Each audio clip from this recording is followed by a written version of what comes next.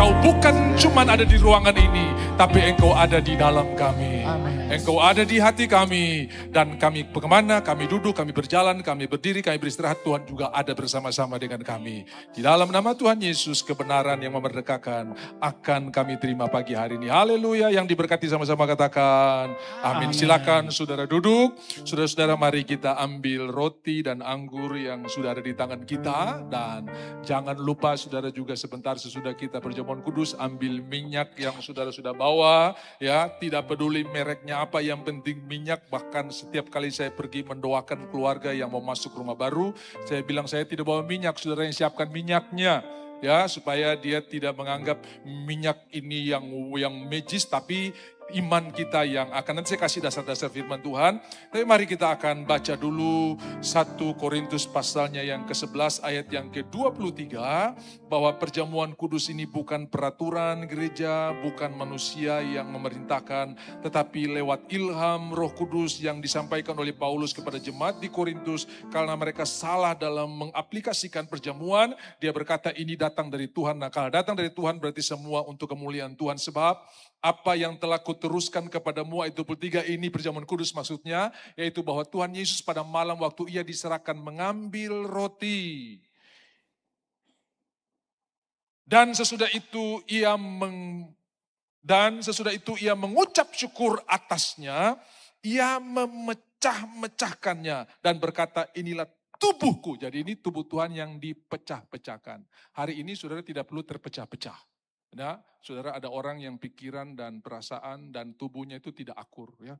Kenapa saya bodoh sekali? Ya, tubuh ini cuma jadi korban saja dari jiwanya yang kacau, saudara. Ya. Ini terpecah, saudara, terpecah. Tapi hari ini tidak lagi terpecah. Saudara tahu istilah psikosomatik dalam dunia kedokteran itu artinya jiwa dan tubuh gak akur, saudara. Ya. Bahkan ada orang yang pukul jidatnya di tembok. Ada orang yang mempersoalkan dirinya, kenapa aku begitu bodoh? Nah, saudara, hari ini tidak lagi, karena Tuhan sudah dipecahkan supaya kita dapat keutuhan. Nah, itu yang disebut dengan keutuhan.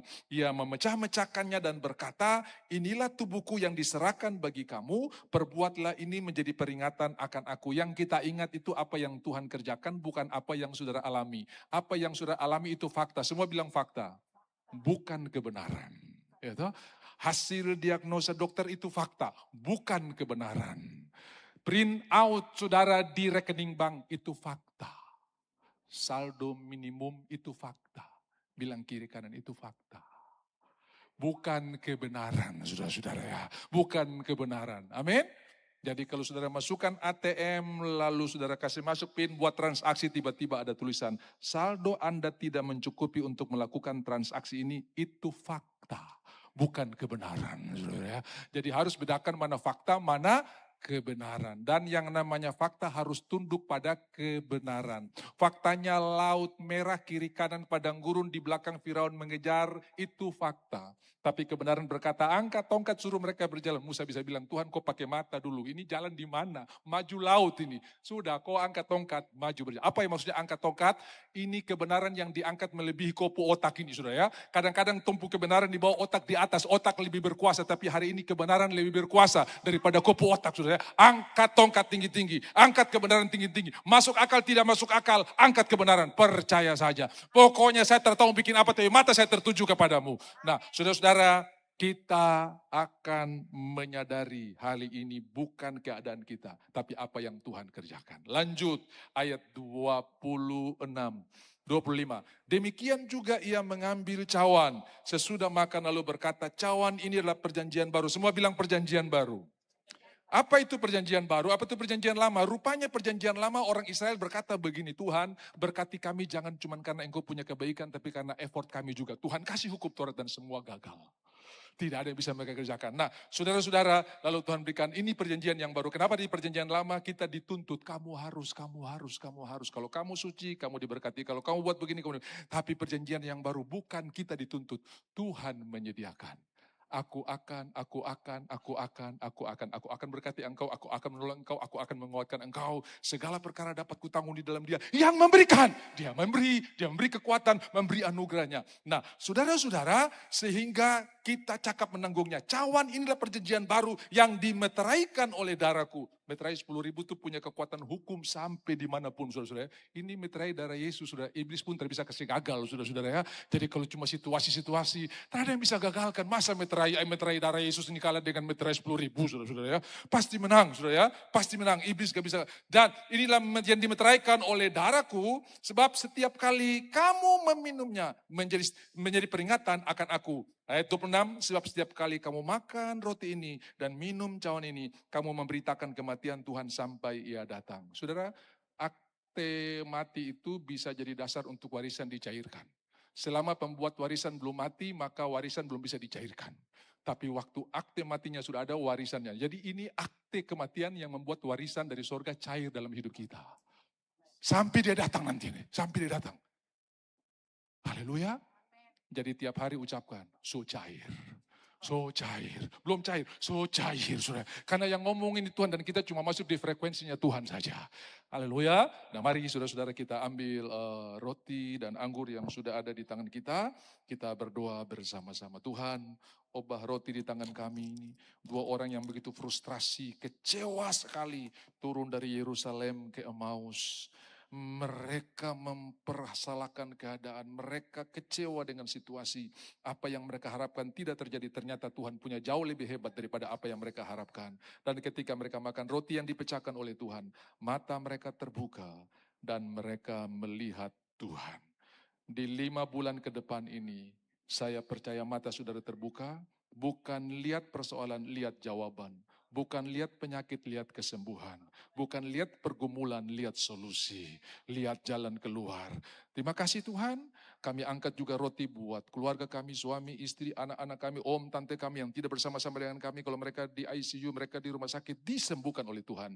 Oleh bilur Yesus mereka disembuhkan. Percayakah saudara baru tangan kita bersekutuan dengan tubuh Kristus? Mari makan dengan percaya dalam nama Yesus. Haleluya.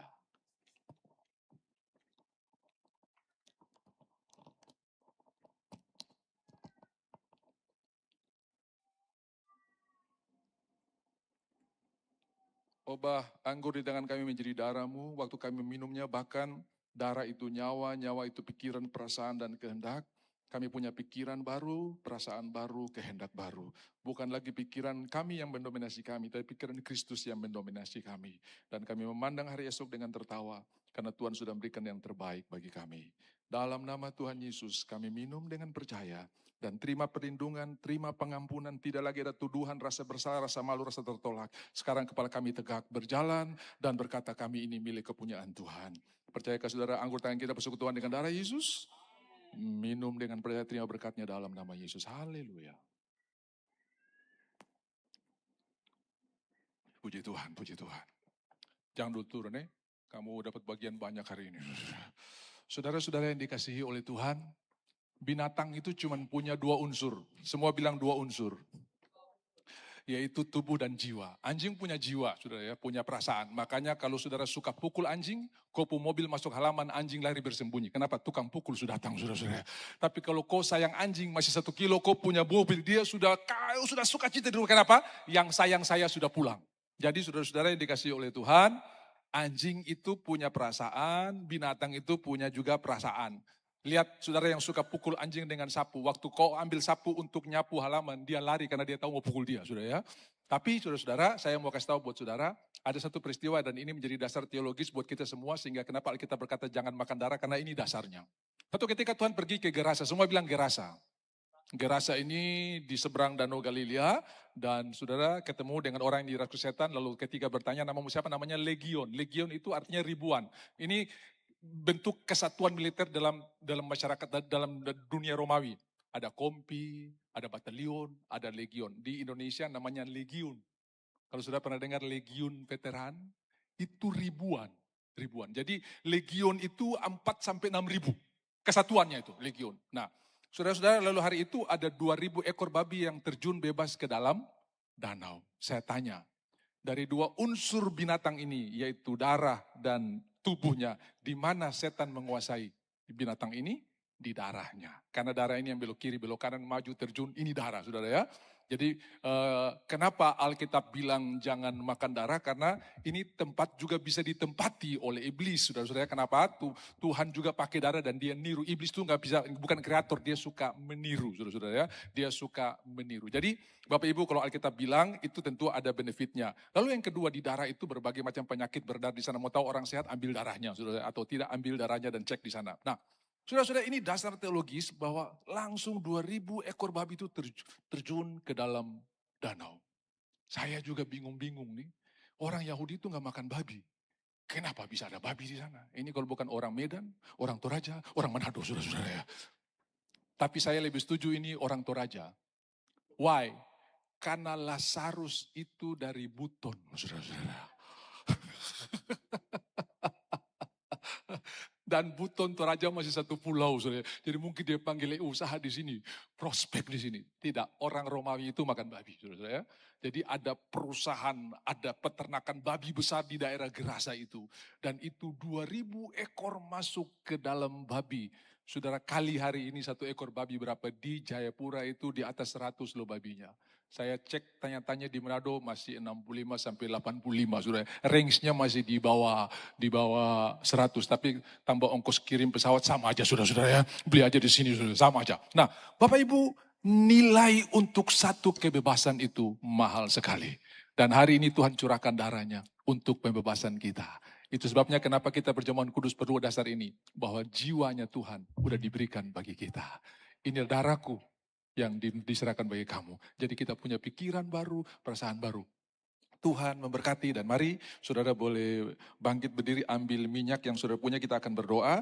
Kalau saudara punya lutut agak longgar, mulai urapi karena hari-hari ini begitu banyak konten bagaimana memelihara lutut sehat. Betul saudara-saudara ya, karena hal-hal baik juga itu datang dari Tuhan. Tapi jangan juga sangkali perbuatan Tuhan yang luar biasa, karena saya sudah menyaksikan banyak hal-hal luar biasa terjadi dalam hidup kita hanya dengan percaya. Kalau saudara tidak punya, saudara bisa maju ke depan. Mari minta nada F dan kita nyanyi pujian ini sambil kita bersyukur.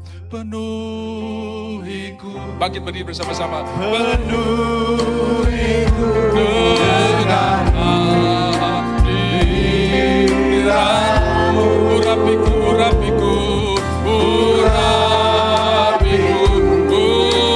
urapiku dengan minyak kudus. Tuhan berkati setiap minyak yang sudah kami bawa. Bukan karena minyaknya, tapi iman kami yang menyertai perbuatan ini. Kami percaya firman Tuhan ya dan amin. Kami percaya bagi Tuhan tidak ada yang mustahil. Pengurapan minyak diberikan sebagai tanda otoritas. Kita diberikan kuasa untuk menyembuhkan orang sakit. Di dalam nama Tuhan Yesus, setiap tempat bagian tubuh yang kami apply, yang kami olesi, diberkati oleh Tuhan. Kalau ada yang suka sakit waktu haid, hari ini Tuhan sembuhkan dalam nama Yesus. Kalau ada yang punya masalah dengan ginjal, perak, pankreas, lever, Tuhan sudah berikan yang baru. Dalam nama Tuhan Yesus, urapi kepala kami dan sebentar kami akan dengar dasar firman Tuhan tentang pengurapan. Kami percaya semua musuh punya panah tidak akan tancap. Semua konten-konten yang di luar kebenaran tidak akan melekat kepada kami. Tapi kebenaran yang melekat. Kenapa? Karena akan terpeleset. Karena akan tergelincir. Karena pengurapan itu membuat kebenaran nancap. Yang bukan dari Tuhan tidak nancap. Terpuji namamu Tuhan. Dalam nama Tuhan Yesus kami berdoa. Amin. Jadi saudara bisa bilang begini. Aku mengurapi kepalaku dengan minyak. Dan pialaku penuh melimpah dalam nama Tuhan Yesus. Kalau saudara nggak punya, saudara boleh bisa kasih di teman-teman di kiri kanan. Kalau punya, kalau tidak saudara bisa maju ke depan. Penuh, saudara bisa ambil penuh. Langsung saudara urapi, langsung saudara hadiratmu, urapiku. Langsung saudara urapi bagian yang sakit, bagian yang perlu didoakan.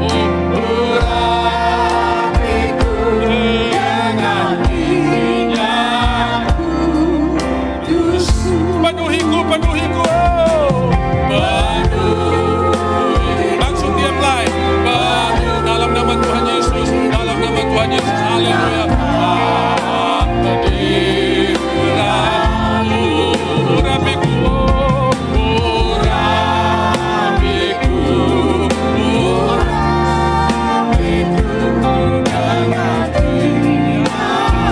Aku mengurapi kepalaku dengan minyak, haleluya.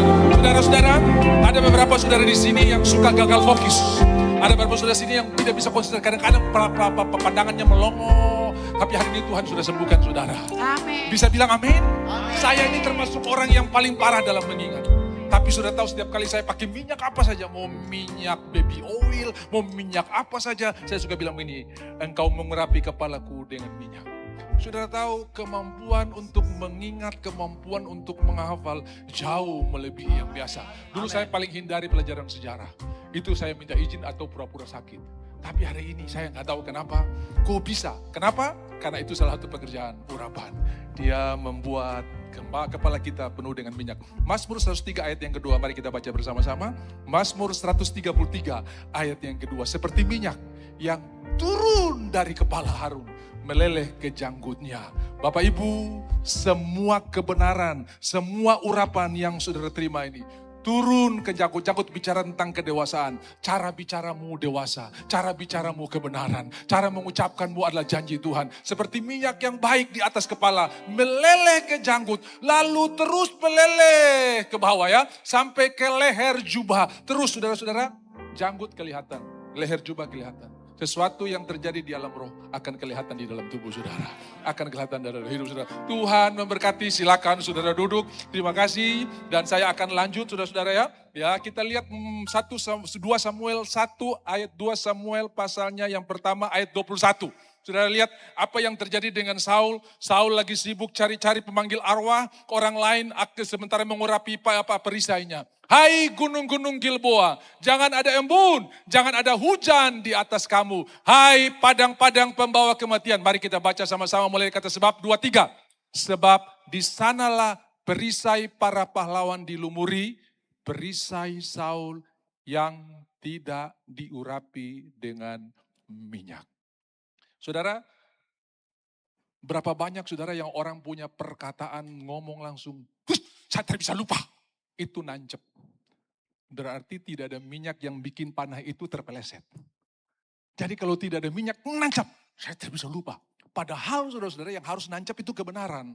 Tapi kalau ada minyak, ini bicara tentang kebenaran di dalam Efesus pasal 6, perisai iman. Saudara dengar firman Tuhan, iman timbul, diurapi dengan kuasa Roh Kudus. Gak akan nancap dan semua musuh datang tidak akan nancap. Terpeleset. Ketong su bicara ulang-ulang tapi dia happy saja. Dia tidak tahu ada minyak yang bikin semua itu tidak nancap. Kok terdengar dia bicara tadi? Dengar. Kenapa kok terjengkel? Tidak tahu. Dia tertahu ada minyak yang bikin meleset. Sudah-sudah. Bikin tergelincir. Bisa bilang amin? Bilang kiri kanan saya lihat minyak full di kopu kepala.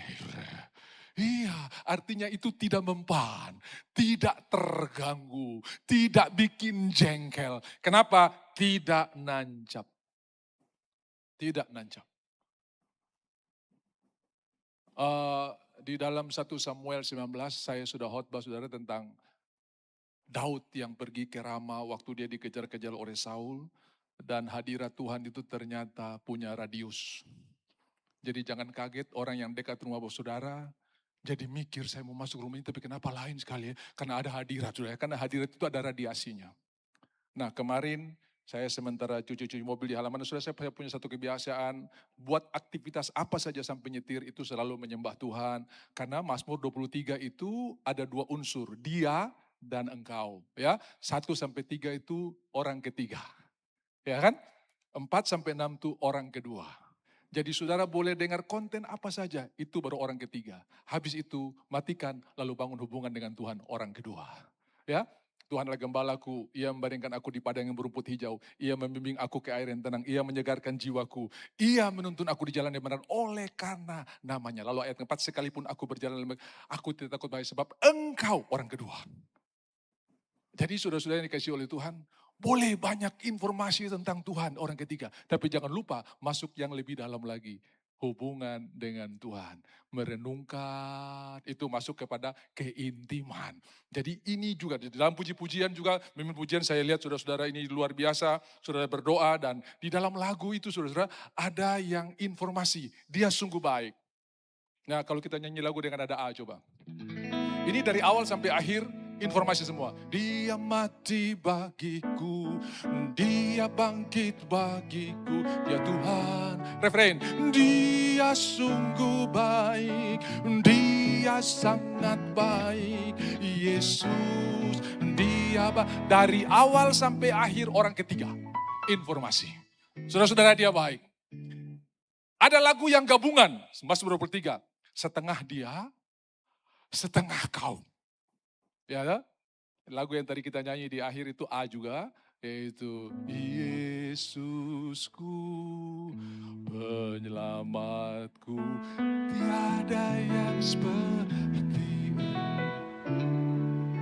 setiap hari ku memuji keajaiban kasih. Langsung refrain, nyanyi dan bersoraklah, oh, nyanyi dan bersoraklah bagi dia. Siapa? Dia.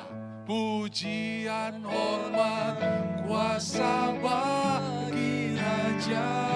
Gunung tunduk, laut bergelora mendengar namamu. Siapa?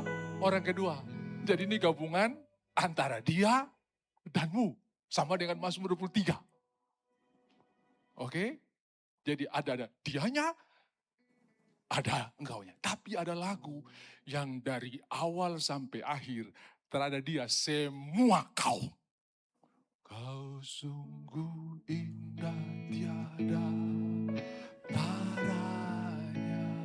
Oh, sungguh menakjubkan. Langsung refrainnya, ku kagum, hormat akan engkau, ku kagum, hormat akan. Oke, sampai di sini. Jadi saudara, ini semua keintiman kau. Semua keintiman. Nah, saudara-saudara, saya punya kebiasaan membangun keintiman, cuci mobil, terima kasih Tuhan. Tuhan, apa yang harus saya bicarakan? Terima kasih buat kebenaran-Mu yang memerdekakan.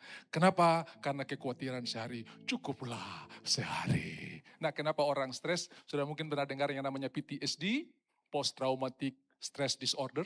Ya, kalau saya terjemahkan kira-kira gangguan stres pasca trauma. Ya, ada juga NPD, ya dari depannya itu narsistem, ya sudah bisa tahu itu ya, narsis sekali itu ya. Lalu sudah mungkin pernah dengar ada istilah FOMO, sudah benar ada istilah tantrum, begitu banyak. Nah, semua murid-murid di Tuhan Yesus itu ada yang tantrum, ada yang NPD, ada yang PTSD, Thomas, trauma dengan Betani. Mari kita pergi mati sama-sama dia di Betani. Trauma dengan Betani, tapi kabar baiknya hari ini tidak ada yang tidak bisa disembuhkan. Haleluya, tidak ada yang tidak bisa disembuhkan. Saulus ini seorang NPD, dia cari sensasi, juga tantrum, menggelegari itu marahnya saudara ya. Tapi dia jadi seorang yang begitu rendah hati. Diomongin haleluya. Kenapa? Karena yang paling tahu kabel merah dan kabel kuning korslet itu Tuhan. Jadi kalau ada masalah datang kepada penciptanya. Satu ketika ada seorang mengendarai mobil di jalan tol. Tiba-tiba mobilnya mogok, dia sudah telepon yang emergensi, mereka tidak bisa menyelesaikannya. Yang datang itu ahli juga tidak bisa. Tiba-tiba ada seorang bapak, dia berhenti dan dalam waktu 2 menit mobil itu bisa hidup. Dia bilang, Bapak belajar di mana? Saya yang bikin mesin ini. Karena dia yang bikin, dia paling tahu gejala apa yang timbul, barang apa yang rusak dan selesai. Bapak Ibu, semua kita adalah hasil karya Tuhan yang luar biasa. Dan kalau sudah datang kepada Tuhan, dia sembuhkan kita. Disampaikannya firman-Nya dan disembuhkannya mereka. Nah, saudara, saya menyembah Tuhan. Sementara menyembah Tuhan, si Aksela, saudara ya, cucu saya lagi naik sepeda, wah, ada teman-teman Wamena datang, dia bonceng, wah. Saudara, sementara saya lagi cucu-cucu sudah mau finishing, tiba-tiba Mama Wamena angkat dia, pucat, loyo, dia terjun dari SMA 5 dulu sampai masuk di bawah, masuk dalam got, saudara-saudara, dan dia bilang, Pak Pendesa, orang Wamena itu T jadi S jadi T, saudara. Pak Pendesa, tepeda di atas aktela, saudara-saudara ya, maksudnya S jadi T jadi S, jadi dia masuk ke got itu cukup dalam. Saudara-saudara, saya percaya bahwa dia selamat, tidak ada yang patah tulang. Kenapa? Karena ada radiasi hadirat Tuhan. Coba tayangkan dulu. Itu sepeda stangnya langsung jadi ke bawah, saudara-saudara ya. Nah, Mazmur 121 ayat yang ke-7 dan ke-8. Engkau menjaga nyawaku ya, itu di ayat yang ke-8. Tapi Tuhan akan meluputkan aku, Tuhan akan menjaga engkau terhadap segala kecelakaan. Saudara, yang dijaga bukan mobil yang dijaga. Mobil hancur, saudara selamat. Ya, jadi yang pikir, Tuhan kenapa saya sudah didoakan, kok kenapa mobil ini kebalik, keseret ini. Bukan mobil yang dijaga, kau yang dijaga. Jadi kalau gara-gara mobil kau terdatang ke gereja, kau salah besar. Tuhan terjaga kau mobil, Tuhan jaga kau. Haleluya. Saya alami itu, turun dari Lei, Monhagen. Ya, provinsi seperti Wamena begitu, Highland Province. Kecelakaan dengan kecepatan 140 km per jam, mobil cukup meyakinkan, Land Cruiser turbo, bukan turunan bodoh, saudara-saudara ya. Turbo itu tenaga tambahan. Saudara-saudara ya. Kami kecelakaan dan begitu bawa ke mobil, ke Ela Motor, di sana namanya Ela Motor. Semua ahli mobil berkata, ini pasti semua orang di dalam mati. Dia tidak tahu kami 6 orang semua selamat. Kenapa Tuhan akan menjaga engkau? Bukan menjaga mobil. Mobil itu di Puvele kayak kerupuk. Kita keluar lewat kaca depan semuanya. Karena sudah tidak bisa buka pintu. Dan itu dalam dunia asuransi disebut total loss. Tidak diganti, tidak diperbaiki, diganti mobil baru. Ya, total loss karena udah nggak bisa diperbaiki. Jadi besi tua. Hancur, cur. Ya, Bapak Ibu, dan ini ayat betul-betul. Tuhan akan menjaga engkau. Engkau. Bukan mobil, engkau. Jadi jangan heran. Saya tadi pagi bersaksi, kita punya singers yang namanya Maria itu, suaminya pernah naik motor di Skyline, kecelakaan, motor jadi kerupuk. Tapi orangnya sampai sekarang masih ada. Cuma saya mau kasih ingat dulu, kau pernah kecelakaan maut, masih hidup, sekarang sudah jarang masuk gereja, saudara-saudara ya. Saya mau kasih ingat dulu. Betul itu motor kerupuk hancur. Honda Astrea itu sampai di pustir dan depu tangki menyatu, saudara-saudara ya. Bisa bayangkan manusia bisa hidup karena janji ini. Aku menjaga engkau. Kau motor boleh hancur, tapi kau saya jaga. Karena Tuhan tidak tebus motor dengan darah. Tuhan tebus kau dengan darah. Haleluya. Tuhan akan menjaga engkau terhadap segala kecelakaan. Artinya kecelakaan bisa terjadi cuma mobil yang hancur, motor yang hancur. Tapi saudara tetap aman. Ia akan menjaga nyawamu. Kembali lagi nyawa, saudara-saudara ya. Artinya saudara, lalu ayat yang ke-8, Tuhan akan menjaga keluar masukmu dari sekarang sampai selama-lamanya. Jadi kalau kau keluar rumah, terima kasih Tuhan. Saya percaya engkau sudah mendahului perjalanan ini. Waktu kau sampai rumah, terima kasih Tuhan. Jadi jangan lupa keluar masuk tetap mengucap syukur.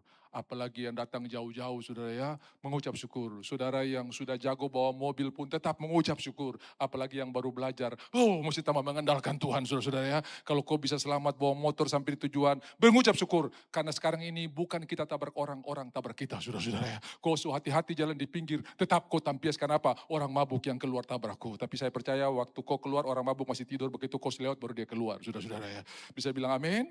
Lah ya, karena Tuhan menjaga engkau keluar masukmu dari sekarang sampai selama-lamanya. Orang Israel banyak masalah, banyak persoalan, tapi Tuhan jaga. Seolah-olah mereka keluar itu terputar-putar, tapi tujuannya jelas. Dalam hidup kita kadang-kadang, saya macam terputar-putar di sini, tapi ingat Tuhan punya tujuan jelas buat saudara. Karena ada agenda saudara, ada agenda Tuhan. Dan mari kita masuk di dalam agendanya Tuhan.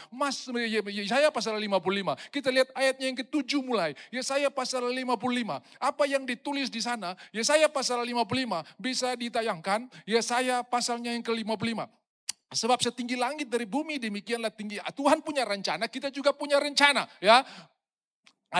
Baiklah orang fasik meninggalkan jalannya dan orang jahat meninggalkan rancangannya. Baiklah kembali kepada Tuhan maka dia akan mengasihaninya. Dan kepada Allah kita sebab ia memberi pengampunan dengan limpahnya. Kenapa? Karena ayat yang selanjutnya dikatakan, ayat yang selanjutnya. Sebab rancanganku bukanlah rancanganmu. Berarti ada kau punya rancangan, ada Tuhan punya rancangan. Dan jalanmu bukanlah jalanku. Demikianlah firman Tuhan. Jadi kalau kau tidak diterima di satu pekerjaan, berarti Tuhan punya rencana sementara dijalankan buat saudara. Gak usah stres, gak usah paksakan. Ya, Sahabat saya ini saudara-saudara, salah satu cara untuk diterima tinggi badan harus pas. Dia pun tinggi badan kurang, tapi karena Tuhan perancangan. Tetap peraturan mesti tunduk pada Tuhan perancangan. Peraturan tidak lebih tinggi daripada rancangan Tuhan. Bisa bilang amin? Lalu dia dikirim ke Afrika, syaratnya mesti bahasa Inggris. Dia tidak tahu bahasa Inggris. Begitu jalan, dia mungkin di tengah jalan Tuhan urapi lidahnya. Langsung pintar bahasa Inggris.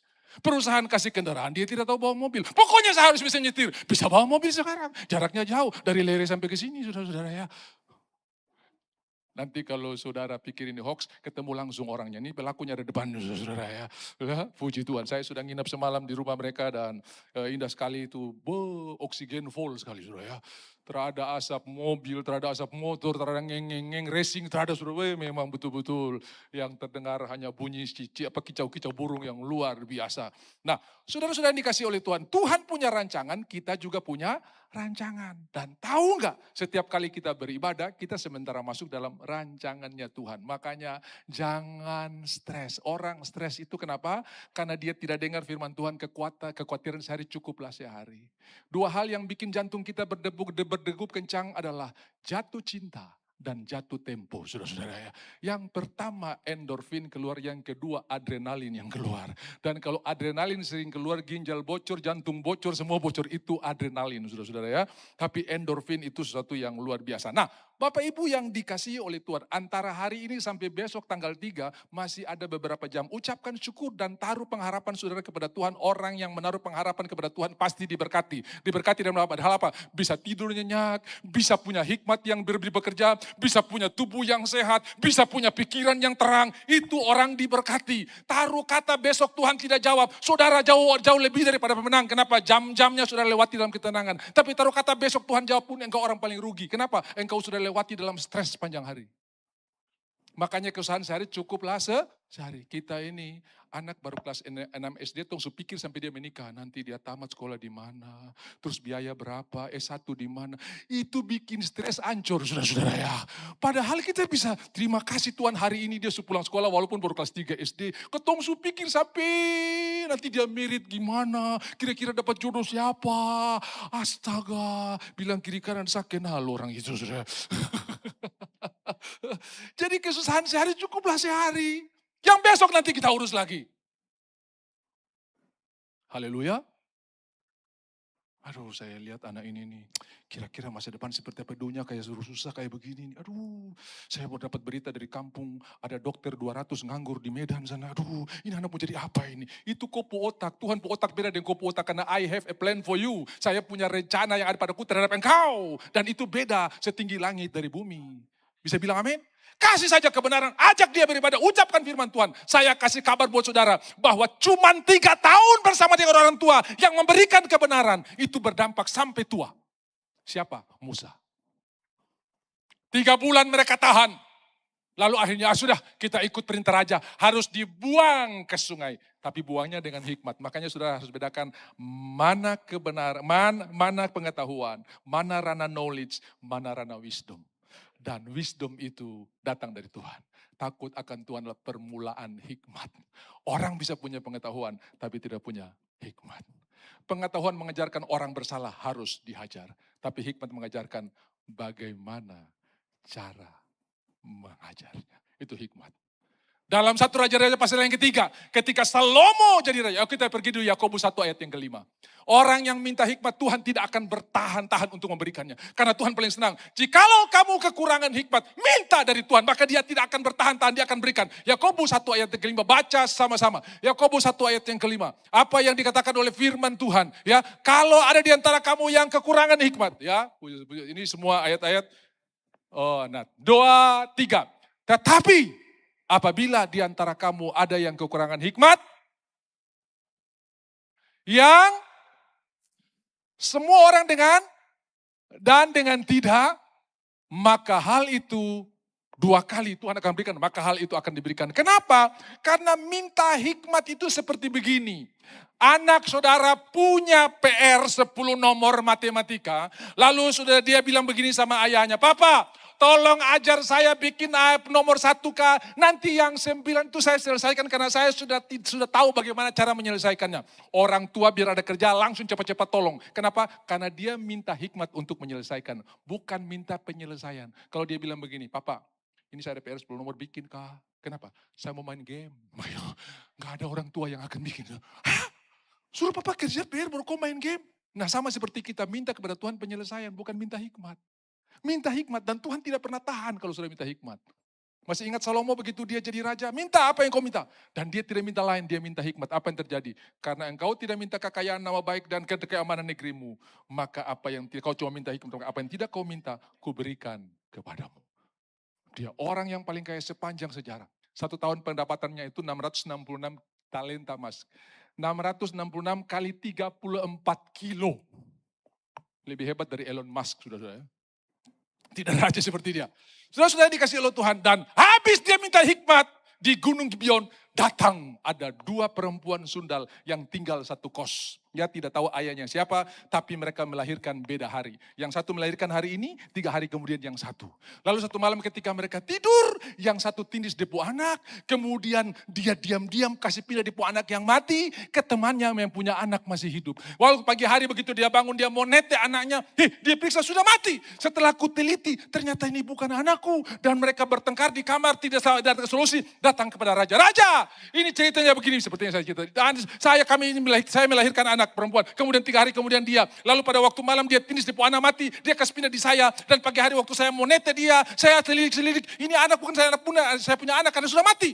Lalu saya datang kepada raja-raja. Tolongkah bilang anak itu dikembalikan. Ini anak saya. Ini anak saya. Raja bilang begini. Satu bilang saya punya. Satu bilang bukan. Satu bilang saya punya bukan.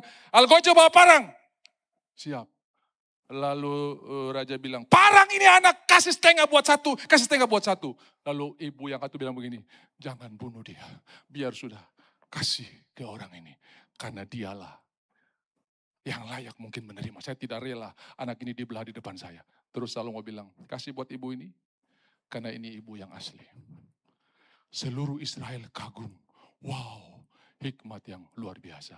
Nah ini tidak dicatat, tapi ini tradisi Yahudi. Tradisi Yahudi. Satu waktu ada 2 ibu berebut anak mantu, saudara-saudara. Ini saya punya mantu, ini saya punya mantu. Satu bilang saya punya, satu bilang saya punya. Salomo bilang ambil parang, belah saja. Yang satu bilang jangan, yang satu bilang belah saja. Salomo bilang kasih ke yang belah saja. Karena hanya cuma mama mantu yang asli yang mau belah anak mantunya, saudara.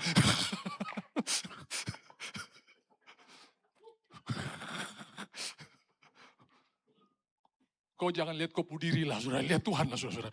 Aduh. Bahkan ada anak mantu yang berdoa, belum mati-mati lagi nih mama mantu ini. Makin kau berdoa dia mati, makin sehat ya saudara-saudara ya. Haleluya.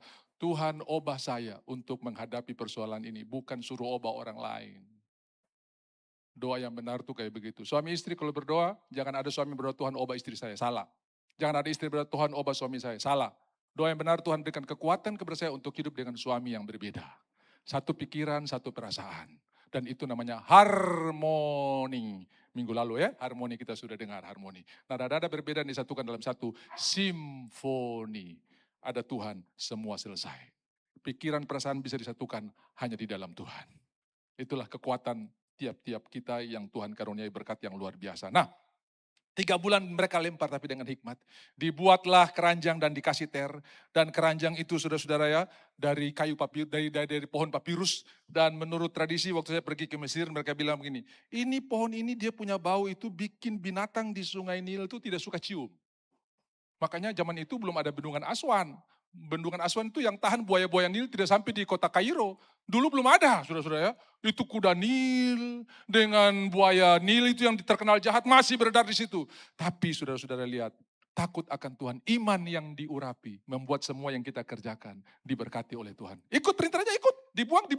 Tapi dibuang di keranjang. Dan waktu itu sungai Nil masih sangat deras arusnya. Sekarang juga deras saudara-saudara ya. Tapi waktu itu lebih deras lagi karena belum ada bendungan yang bisa mengontrol aliran sungai itu saudara ya. Dan itu begitu si keranjang ini dibuang di sungai Nil. Dia anyut. Pas dengan putri Firaun pergi mandi. Ketemu, ini yang disebut dengan divine appointment. Perjumpaan ilahi. Kabar baik saya mau berbuat buat saudara. Dalam 5 bulan ke depan ini, engkau akan mengalami perjumpaan-perjumpaan ilahi. Tidak engkau rencanakan, Tuhan rancangkan. Tidak engkau atur, Tuhan yang atur. Coba bayangkan kalau putri Firaun suka keluar terus dia lupa selendang balik. Musa keranjang lewat, saudara-saudara. Hanyut sampai ke sana. Tapi Tuhan bisa atur semuanya. Pas ketemu. Keranjangnya hanyut dengan kecepatan sekian knot. Putri Firaun jalan dengan kecepatan setiap sekian langkah, saudara-saudara. Pas ketemu. Di situ ada keranjang yang lewat. Sudah tahu apa yang terjadi? Begitu lihat menangis belas kasihan muncul. Lalu dia angkat ini Firaun. Makanya Musa itu artinya diangkat dari air. Putri Firaun mengangkat dia menjadi anaknya. Kemudian Miriam datang berlutut. Bah ibu, mau papa Tuan Putri, maukah aku kasih cari inang pengasuh untuk menyusui lagi? Silakan, saya yang ongkosi, saya yang bayari. Saudara lihat, dikasih minum ASI dari mamanya plus dibayar oleh istana. Wow. Dia kasih pulang, saya suruh didik kembali lagi aman. 3 tahun bersama orang tuanya. Pasti waktu netek, Musa kamu itu keturunan ilahi. Engkau adalah anak perjanjian. Tuhan melindungi, Tuhan memakai engkau. Umur 1 tahun, umur 2 tahun. Hanya dalam tempo 3 tahun. Semua yang dicekokin itu bisa berdampak sampai umur 40 tahun. Jadi umur 40 tahun, lalu Musa tergerak hatinya untuk keluar melihat nasib bangsanya. Dari mana dia tahu Israel itu bangsanya? Dari mana dia tahu orang Ibrani sementara dia 40 tahun? Pasti warnanya, kulturnya sudah berubah. Orang baru 1 minggu pergi ke Jakarta, pulang bicara Sulain. Sudah. Ini Musa 40 tahun ini. Saya dengar ada orang Manado, ya sudah ya. Baru 1 minggu pergi ke Jakarta, pulang di Manado. Wese di mana wese? Kakus. Baru 1 bulan, lu. Ini akhirnya ada orang dari Sulawesi Utara mau pergi ke Jakarta. Hati-hati, di Jakarta itu orang Betawi itu A jadi masa? Iya, A jadi di sana. Begitu dia mendarat di Cengkareng, naik supir Bluebird, lalu supir taksi tanya, lu dari mana? Betul juga ya. Akhirnya dia menyesuaikan, oh saya dari Gorontele. Nah, saudara-saudara yang dikasihi oleh Tuhan. Ini baru 1 jam depu warna sudah berubah. Ini Musa 40 tahun. Dididik dalam hikmat Mesir. Tapi kebenaran tidak bisa tenggelam. Cekokin anak-anak kita dengan kebenaran. Kasih dengar firman Tuhan. Ucapkan kebenaran. Nah kamu diberkati. Mungkin cuma 3 tahun kau bicara. Selebihnya Tuhan yang kerjakan. Kapan dia ikut sekolah minggu di Mesir? Nggak ada. Kapan dia ikut komsel? Tapi apa yang disampaikan oleh orang tua. Diurapi oleh Tuhan. Tinggal menetap. Bisa muncul kapan saja. Dan dia keluar. Dan Bapak Ibu yang dikasih oleh Tuhan, siapa yang tidak bangga punya posisi seperti Musa? Dengan segenap jiwa, dengan segenap raga, aku pertahankan posisi ini. Siapa yang korek putus? Betul tidak? Makin sudah pertahankan, makin hilang. Makin sudah lepaskan, makin sudah dapatkan. Amin, siapa yang mempertahankan akan kehilangan. Tapi siapa yang kehilangan akan mendapatkannya. Cara menangkap kera di Afrika itu sederhana. Bawa kendi ke hutan, taruh kacang di dalamnya. Dan kera datang, kasih masuk tangan kan masih kosong, masuk. Begitu dia genggam kacang, gak bisa ditarik keluar. Dan dengan gampang mereka menangkap dia. Karena dia tidak mau melepaskan apa yang dia pegang. Kehilangan. Haleluya, yang kehilangan akan mendapatkannya.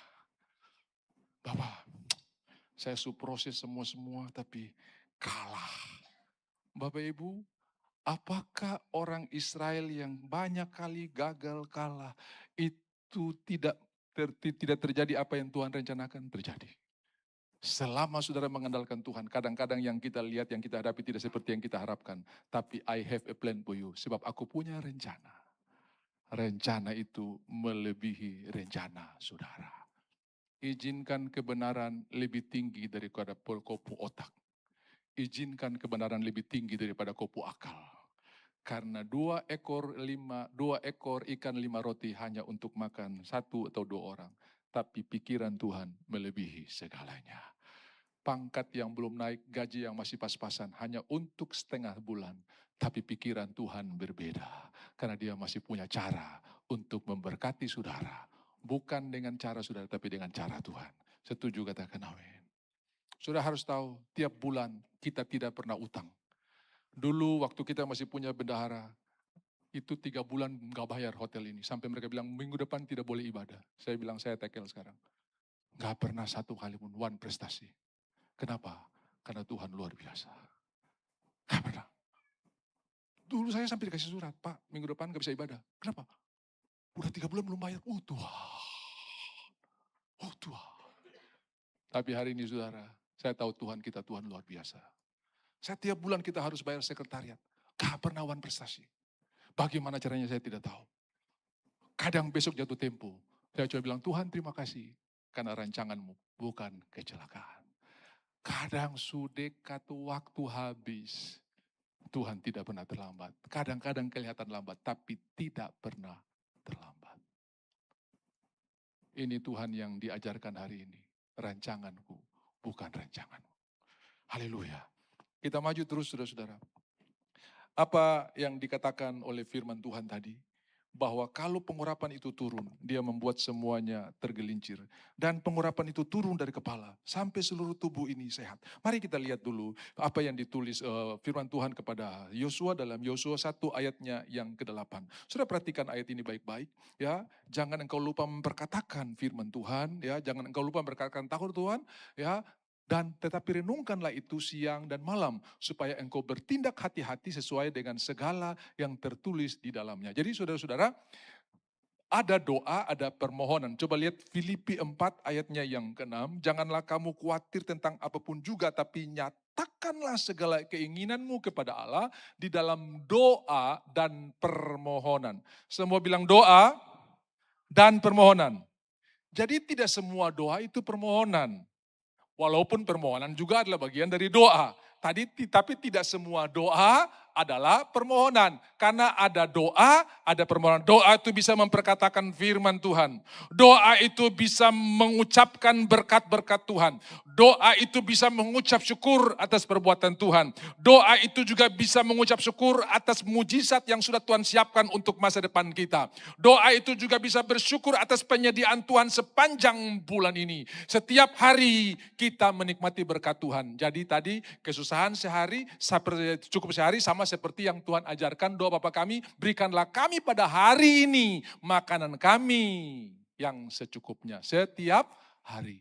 Seorang hamba Tuhan punya iman luar biasa timbul dari ayat ini. Waktu dia menikah dia bilang begini sama istrinya. Ini tidak perlu ditiru saudara, karena pengalaman seseorang tidak bisa dijadikan doktrin. Oh dia begitu, kita mesti begitu. Tidak, ya masing-masing saudara punya pengalaman ya. Dan dia punya begitu dia menikah, karena ini ayat kuat bagi dia. Begitu dia ketemu calon istrinya, dia bilang begini, kalau kamu kawin dengan saya tidak mengizinkan beli kulkas. Loh kok bisa? Karena saya sudah dapat dari Tuhan, ini rema buat saya, dan kalau saya berkeluarga ini akan saya praktekkan, kami tidak akan menyimpan makanan sisa. Tapi kami akan membagikan buat orang yang memerlukan. Jadi setiap hari kami makan makanan baru. Istrinya belum bisa terima waktu itu. Kulkas itu penting.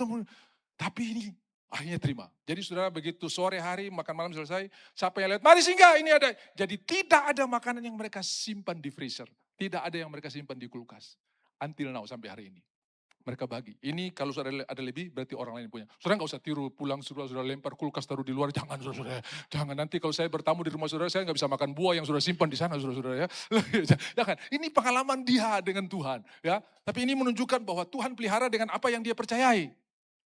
Dan sampai hari ini mereka tidak pernah kekurangan. Hampir tidak makan ada, tapi tidak pernah makan tidak pernah. Hampir tidak makan ada, tapi tidak pernah tidak makan, tidak pernah. Jadi kalau sore hari, lewat. Orang-orang setahu pulang kebun pasti, ada lebih kah Bapak? Ada. Jadi mereka tidak pernah makan makanan khas panas. Makanan baru tiap hari. Ini iman yang Tuhan kerjakan. Kenapa? Setiap hari Tuhan berkati kita. Berikanlah kami pada hari ini makanan kami yang secukupnya. Di Jakarta ada yang berdoa begini, berikanlah kami pada hari ini makanan kami sepanjang minggu ini. Saudara-saudara, itu doa Babelu, bukan Bapak gua gitu ya. Bukan doa Bapak kami, tapi Bapak kamu, saudara-saudara ya. Tuhan berkati setiap hari. Setiap hari rahmatnya baru. Saudara-saudara yang dikasihi oleh Tuhan. Jadi jangan khawatir, setiap hari kita bersyukur, ada doa, ada ucapan syukur, ada permohonan. Kenapa mau ibadah? Banyak pergumulan ini. Kenapa? Ya minimal pergi ke gereja minta-minta Tuhan tolonglah. Nah ini orang yang datang ke gereja hanya butuh pertolongan. Nah di Jayapura ini ada banyak orang yang 1 tahun tuh ibadah cuma 2 kali. Natal, Paskah. Nah itu kalau si pendeta dari NTT dia bilang kalau singkat itu Kristen napas. Sudah saya. Natal, Paskah. Ya, Natal 1 kali, Paskah 1 kali. Lalu kalau disingkat, napas satu. Saudara. Nah, Bapak Ibu yang dikasih oleh Tuhan, bukan karena kita punya pergumulan, bukan karena kita punya keperluan, tapi karena kita mengucap syukur sebab sadar Tuhan bisa pelihara saya sampai hari ini. Mari saudara, ini perlu saya sampaikan karena saya tidak mau saudara hidup dalam kesusahan. Yang namanya berkat itu bukan satu-satunya pendapatan meningkat, bukan. Salah satu. Itu cuma salah satu, bukan satu-satunya. Pendapatan naik tapi pengeluaran tidak penting naik juga tidak ada artinya. Artinya begitu pendapatan naik yang makan bukan saudara, belalang yang makan, itu juga bukan berkat. Pendapatan tidak bertambah tapi dipelihara oleh Tuhan, itu berkat. Itu berkat. Yang kelihatan cuma 2 ekor ikan 5 roti. Diberkati Tuhan, bisa kelimpahan. Itu berkat. Ya. Yang kelihatan banyak, bisa kekurangan. Ada orang gaji besar sekali. 10 tahun lalu saya mendengar ada seorang yang gajinya 65 juta. Dan setiap bulan dia harus berhutang. Saya bilang, itu kalau saya, itu belum tentu juga kalau saya pegang mungkin bisa juga kayak dia sudah ya. Kenapa? Karena yang namanya banyak tanpa berkat Tuhan habis. Yang namanya sedikit disertai berkat Tuhan melimpah. Jadi persoalannya yang buat kita berbeda adalah berkat Tuhan. Berkat Tuhan. Haleluya. Bisa bilang amin saudara-saudara. Berkat Tuhanlah yang membuat kita berbeda. Mazmur 128. Begitulah berkat atas rumah tangga. Berbahagialah orang yang takut akan Tuhan, yang apabila engkau makan hasil jerih payah tanganmu, maka berbahagialah engkau dan baiklah keadaanmu. Hasil jerih payah tangan itu beda-beda. Ada hasil jerih payah tangan buruh, ada hasil jerih payah guru, ada yang 4 sehat 5 sempurna, saudara-saudara ya. Bahkan Alkitab tulis lebih baik makanan sederhana disertai ucapan syukur daripada makanan berlimpah-limpah disertai perbantahan. Haleluya. Habis ibadah kau pulang di rumah berharap makan enak, begitu buka. Hanya nasi, tambah nasi, campur nasi. Haleluya. Ucapkan syukur. Terima kasih Tuhan buat nasi, tambah nasi, campur nasi. Saudara. Haleluya. Jadi berkat. Tapi ada yang capcai, fuyung hai, dan hai yang lain di sana saudara. Bertengkar. Saya pernah tinggal di sebelah orang kaya. Setiap kali makan bukan cuma 4 sehat 5 sempurna. Itu begitu banyak makanan. Tapi sementara bermakan mereka bertengkar. Semua yang ada di meja makan dipasang mesin. Piring dipasang mesin jadi piring terbang. Gelas dipasang mesin jadi gelas terbang. Sendok dipasang mesin jadi sendok terbang. Itu pembantu datang ke rumah. Bapak bisa pinjam tanggal lipat kah? Loh, kamu perbaiki listrik? Ah tidak. Itu tuan dan nyonya lagi makan. Loh, apa hubungan mereka punya makanan dengan tanggal lipat yang kamu pinjam? Iya, tidak tahu mereka sementara makan, terus tuan marah, dia lempar piring capcay ke plafon, piringnya turun tapi ketimun, wortel semua melekat di atas. Karena capcay itu kan ada lemnya, sudah kan? Ada itu tuh, ada apa itu ya? Iya itu, dia lempar piring-piring turun tapi itu semua sayur-sayur melekat di atas, sudah-sudah. Jadi dia pinjam tanggal lipat untuk kasih turun ornamen yang baru dibuat oleh bapak rumah tangga itu, sudah. Gara-gara marah itu. Jadi makanan berlimpah-limpah disertai perbantahan. Tapi makanan sederhana disertai ucapan syukur. Haleluya. Wih, itu sorga turun. Luar biasa. Berkat Tuhan turun. Apabila engkau makan hasil, maka berbahagialah engkau dan baiklah keadaanmu. Karena baik keadaan inilah, maka kita bisa melihat anak-anak dari anak-anak kita. Kasih tahu di kiri kanan, kau pasti lihat cucu asli. Bukan cucu lihat kau foto. Kalau cucu cuma lihat foto berarti kau sutra asli. Betul tidak? Opung mana? Itu di foto. Tapi kau masih lihat asli. Karena Tuhan berjanji engkau akan melihat anak-anak dari anak-anakmu. Haleluya. Dan ini kalau di Medan disebut berhasil. Sudah punya anak menikah, anak itu punya cucu, itu berhasil. Aku akan pulang dengan damai sejahtera. Karena aku sudah lihat anak-anak dari anak-anakku. Alkitabiah juga kadang-kadang sudah ya. Nah, saya lihat jam dulu. Wow, waktu berjalan cepat sekali. Saudara-saudara yang dikasihi oleh Tuhan. Jadi lihat Tuhan punya rencana. Tuhan punya rancangan. Dan keberhasilan menurut Tuhan itu beda dengan keberhasilan menurut saudara. Apa yang Tuhan mau olehmu semua orang mendapat berkat. Selagi tanda tanganmu masih berkuasa, pakailah untuk memberkati orang lain. Jangankan bilang pensi, jangankan bilang dinas, sampai pensiun pun mereka akan cari saudara. Gara-gara orang ini punya tanda tangan, saya sekarang bisa jadi orang. Jangankan bilang pensiun, masih dinas pun dong hindari kau apalagi pensiun. Don't termau tahu kau. Kenapa? Karena kau tidak tahu untuk apa kau ada di sana. Amin. Haleluya. Saya himbau dalam nama Tuhan Yesus hari ini. Jangan cuma minta pekerjaan, minta posisi. Tidak salah. Tidak salah. Jangan cuma minta pekerjaan, minta posisi. Kenapa? Karena kita tahu untuk apa posisi itu. Untuk menjadi berkat bagi banyak orang. Tuhan tolong kasih saya satu sebelah kiri, sebelah kanan. Oke, barang siapa yang mau jadi besar, dia harus menjadi pelayan. Untuk itu kita diminta posisi, karena kita harus jadi hamba. Kenapa kau minta posisi itu? Bapak rumah dinasnya besar, mobil dinasnya 3, tukinnya, itu salah. Kenapa kau minta supaya saya bisa tanda tangan yang outsourcing itu bisa jadi pegawai negeri, yang honorer itu bisa langsung punya SK. Itu yang Tuhan mau. Jadi tidak ada yang salah dengan minta posisi. Bilang kiri kanan, saya sama seperti Tuhan.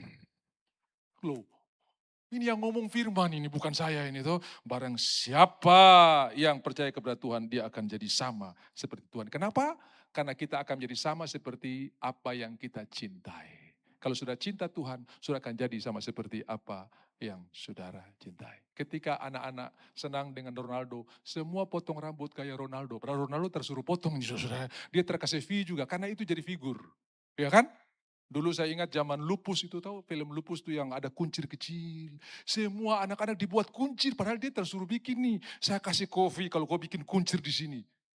Masih ingat Demi Moore ketika jaya-jayanya? Semua cewek-cewek pergi ke salon, tolong potong saya modal apa? Demi Moore, saudara-saudara. Padahal Demi Moore nggak suruh. Tapi kita akan menjadi sama seperti apa yang kita cintai.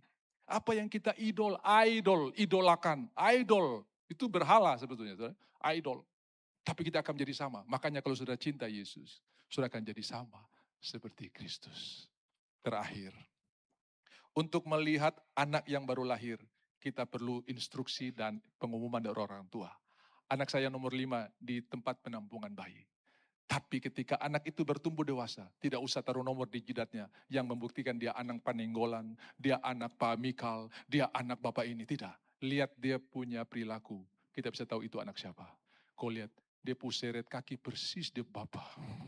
Kau lihat dia pegang sendok persis dia mama. Kau lihat dia pules pipit persis dia orang tua. Ada sifat-sifat orang tua yang muncul di anak itu yang memberi tanda dia anak saudara ini. Waktu saudara bertumbuh dewasa, ada DNA Bapak yang muncul di saudara. Yang membuktikan saudara anak Tuhan. Kau lihat, dia sabar persis Bapak di sorga. Amin. Jadi kalau ada yang kurang sabar, kasih ingat dia, jangan marah. Kau ini sudah dengar firman Tuhan? Tidak, cepat kasih ingat. Mungkin belum diingatkan oleh pasangannya. Kau seperti Bapa di surga. Apa? Kau sabar seperti Bapa di surga. Ucapkan saja, perkataan itu tidak akan kembali dengan sia-sia. Haleluya. Dari Bapak Ibu yang dikasihi oleh Tuhan. Tanda kita adalah milik Kristus adalah kebenaran menular dari dalam hidup kita kepada orang lain. Kebenaran menular, hadirat menular, orang yang celaka selamat. Ya, jadi sudah perhatikan rumah yang sering ada mesbah, ada penyembahan, jarang ada kecelakaan mobil di depan. Karena radiasi dari hadirat Tuhan itu aman. Bisa bilang amin? Kalau sampai ada celaka memang keterlaluan, dia bisa tembus hadirat Tuhan, itu keterlaluan sudah ya. Tapi itu hadirat Tuhan yang memberikan proteksi dan perlindungan. Tuhan Yesus dimuliakan. Selamat menikmati bulan berkat. Bulan ini kita akan banyak bicara mengandalkan Tuhan. Karena orang yang mengandalkan Tuhan diberkati. Mari tolong tayangkan, atau saya ulangi sedikit buat saudara bahwa bukan satu-satunya pendapatan bertambah, tapi perlindungan diberikan. Kitab Maliaki mengajarkan kepada kita sampai hari ini masih berlaku bahwa aku akan membuka tingkap langit. Semua bilang membuka tingkap langit. Saya berdoa buat saudara 5 bulan ke depan ini saudara berjalan di bawah langit terbuka. Jadi kalau langit terbuka itu biar di tengah badai tetap tenang. Itu langit terbuka. Tapi kalau langit tertutup, hancur. Belum ada badai, kok so hancur apalagi ada badai, saudara-saudara ya. Jadi kalau langit terbuka tetap kau tenang.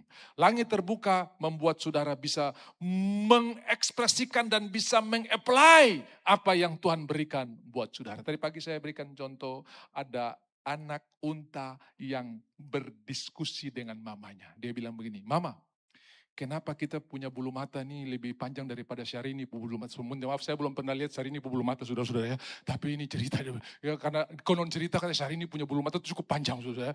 Kenapa bulu mata kita lebih panjang dari Syahrini punya? Oh anak, kau dengar, di padang gurun itu kalau badai datang yang terbang bukan daun tapi pasir. Semua binatang akan lari terbirit-birit, cuma kita yang bisa menatap ke depan karena kita punya bulu mata ini seperti filter yang membuat pasir-pasir tidak nembus sampai di mata kita. Oh, terus mama, kenapa kita punya punuk ini, yang lain punya mulus-mulus, loh kita ada punuk. Anak, 3 bulan kita jalan tanpa minum air, masih aman. Yang lain cuma mati kehausan. Tapi kita, ini tangki cadangan air kita. Oh, terakhir mama, kenapa kita punya sepatu ini, tapak ini kok tebal sekali? Anak, kalau musim panas ini suhu pasir bisa sampai 50 derajat. Dan semua orang yang tidak punya kuku seperti kita lari karena kakinya angus. Cuma kita yang bisa berjalan terus walaupun pasirnya bisa 50 derajat. Mama, yang paling terakhir, kenapa kita di kebun binatang Ragunan, mama saudara? Jadi semua yang hebat itu tidak ada artinya kalau sudah simpan di rumah. Pakailah itu untuk menjadi berkat buat banyak orang. Pakailah itu menjadi berkat buat temanmu, buat tetanggamu. Mulai dari dalam rumahmu. Tepuk tangan buat Tuhan kita yang luar biasa. Mari kita bangkit berdiri. Tuhan akan membuka tingkap langit. Hikmat dicurahkan, ketenangan diberikan. Dan Tuhan akan berdiri menjadi penjaga untuk menghalau semua belalang pelahap. Jadi saudara lihat, pendapatan mungkin tidak bertambah. Tapi Tuhan menghalau belalang pelahap. Saudara bisa menikmati hasilmu itu dengan limpah dan luar biasa. Haleluya, haleluya, haleluya. Tuhan kita Tuhan yang luar biasa. Terima kasih Tuhan, terima kasih. Minta nada F, tinggal itu instruksi ya, sudah.